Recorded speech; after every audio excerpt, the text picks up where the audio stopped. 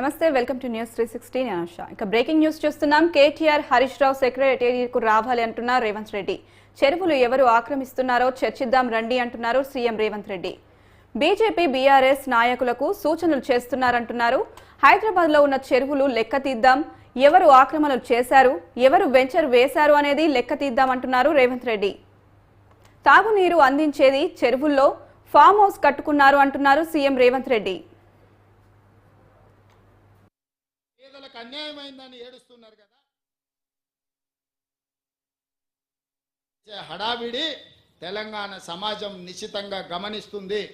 ఇవాళ పేదలకు అన్యాయమైందని ఏడుస్తున్నారు కదా. ఈ తెలంగాణ రాష్ట్రాన్ని దోసుకున్న నిధులు మీ పార్టీ ఖాతాలో 1500 కోట్లు ఉన్నాయి. ఒక 500 కోట్లు తీసి ఆ మూసీలో మునిగిపోయిన వాళ్ళకి పంచిపెట్టండి. మీకు అధికారంలోకి రాకంటే ముందు తొడుక్కోవడానికి చెప్పులు కూడా లేవు కదా. ఈరోజు 1500 కోట్ల రూపాయలు మీ పార్టీ ఖాతాలో ఉన్నాయి. అది ఎవరి సొమ్ము? తెలంగాణ ప్రజల సొమ్ము కాదా? ఇవాళ తెలంగాణ ప్రజలు మూసీలో ఉన్న పేదలు బాధలు ఎదుర్కొంటున్నారని మీరు మాట్లాడుతున్నారు కదా. ఒక 500 కోట్ల రూపాయలు మీ పార్టీ ఖాతాలో నుంచి తీసి వాళ్ళకి పంచి పెట్టండి. వాళ్ళకి ప్రత్యామ్నాయం ఏం చేయాలో చెప్పండి. ఈరోజు ఈ ప్రభుత్వం సిద్ధంగా ఉంది వినడానికి. హైడ్రా గురించి అసెంబ్లీలో చర్చ పెట్టినప్పుడు ఈ సన్నాసులు పారిపోయినారు, మాట్లాడలేదు. హైడ్రా మీద అసెంబ్లీలో చర్చ జరగలేదా? ఆ రోజు మీరు సూచన చేసి ఉంటే ఈరోజు మీరు అడ్డగోలుగా మాట్లాడాల్సిన అవకాశమే లేకపోతుండే కదా.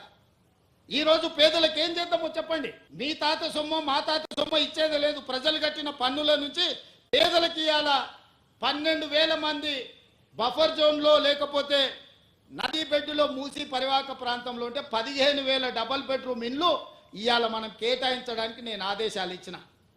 మూసి మురికిలో దోమలతోని కలుషితమైన నీళ్లతోని అక్కడ బతకలేని శవాలుగా జీవోత్సవాలుగా ఉన్న పేదవాళ్లకు ఆత్మగౌరవంతో బ్రతకడానికి ఇల్లు ఇచ్చి ఇంటి ఖర్చులకు 25,000 ఇచ్చి మా అధికారులు అక్కడ ఉండి వాళ్ళని ఇంటి దగ్గర దిగబెడుతుంటే అభినందించాల్సింది పోయి అన్యాయంగా మాట్లాడుతున్నారు. డబుల్ బెడ్రూమ్ ఇల్లు కంటే ప్రత్యామ్నాయం ఏముందో చెప్పండి. పంచుదాం, ఇది ప్రజల సొమ్ము. మేము సిద్ధంగా ఉన్నాం బాధ్యత తీసుకోవడానికి. ఇవాళ పేదల సంక్షేమం అమలు చేయడమే మా బాధ్యత. చేతనైతే రాండి, అఖిలపక్ష సమావేశాన్ని పిలుస్తాం, మీరు రాండి. ఏం చేయాలో చెప్పండి. ఏది చేసినా వద్దనడం, మీ చేతగాని తనాన్ని కప్పిపుచ్చుకోవడానికి మమ్మల్ని ఏ ప్రయత్నం చేయొద్దనడం ఇది సమంజసమని నేను అడుగుతున్నా. 10 నెలలు కూడా కాలే మేము అధికారంలోకి వచ్చి. 10 ఏళ్ళు ఈ రాష్ట్రాన్ని దోసుకతిన్న మీరు ఇవాళ ఆగర్భ శ్రీమంతులు ఎట్లయినరు? మీరు మాత్రం ఫామ్ హౌజుల్లో ఉండాలి. మీ ఫామ్ హౌజులను కాపాడుకోవడానికే కదా ఇవాళ వీళ్ళను ముసుగు తొడుక్కొని రక్షణ కవచంగా పెట్టుకొని పేదోళ్ళను పెట్టి కూలగొట్టద్దు అంటారు. ఇవాళ ఇన్ని మాట్లాడుతున్న కేటీఆర్ జన్వాడలో నీకున్న ఫామ్ హౌస్ అక్రమ నిర్మాణం కాదా? అది కూలగొట్టాలనా వద్దా నువ్వు చెప్పు. హరీష్ రావు అజీజ్ నగర్లో నీకున్న ఫామ్ హౌస్ అక్రమమా కాదా? దాన్ని కూలగొట్టాలనా వద్దా చెప్పు. సబితమ్మ, నీ 3 కొడుకుల పేర్ల మీద 3 ఫామ్ హౌసులు కట్టినావు కదా.